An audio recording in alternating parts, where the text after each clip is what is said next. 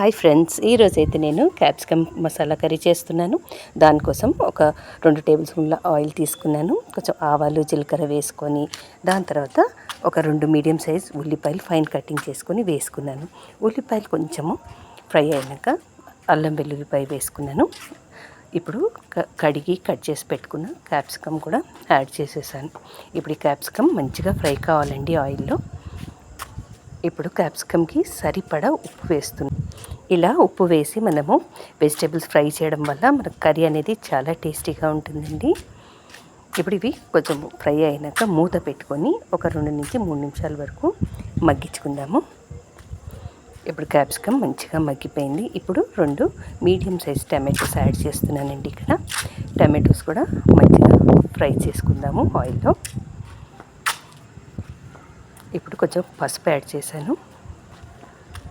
ఇప్పుడు ఇవి కొంచెం ఫ్రై అయినాక మూత పెట్టుకొని 1 నిమిషం పాటు మగ్గించుకుందాము.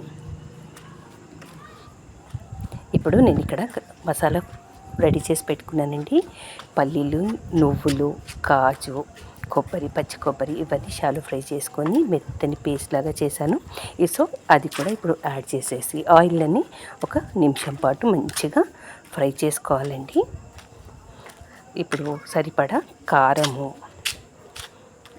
ధనియాల పొడి, ఉప్పు, కొంచెం గరం మసాలా వేసుకొని మంచిగా కలుపుకున్న తర్వాత కొంచెం ఆయిల్లో మసాలా ఫ్రై అయినాక ఇక్కడ చింతపండు పులుసు వేస్తున్నానండి. ఇప్పుడు పులుసు కూడా మంచిగా కలిసేటట్టుగా కలుపుకుందాము. ఇప్పుడు కొంచెం వాటర్ వేస్తున్నాను. వాటర్ వేసుకొని బాగా కలుపుకొని మూత పెట్టుకొని ఒకే ఒక విజిల్ వచ్చే వరకు మనము కుక్ చేసుకోవాలండి. అంతేనండి, ఎంతో టేస్టీ అయిన క్యాప్సికమ్ మసాలా కర్రీ రెడీ అయిపోయింది. అయితే ఇక్కడ ఏంటంటే మనము కుక్కర్ మూత తీసినాక ఒక 2 నిమిషాల పాటు సిమ్లో పెడితే మనకు ఆయిల్ అనేది ఇలా తేలుతుందండి. ఇప్పుడు కర్రీ చాలా టేస్టీగా ఉంటుంది. ఫైనల్గా కొత్తిమీరతో గార్నిష్ చేసేసుకుందాం.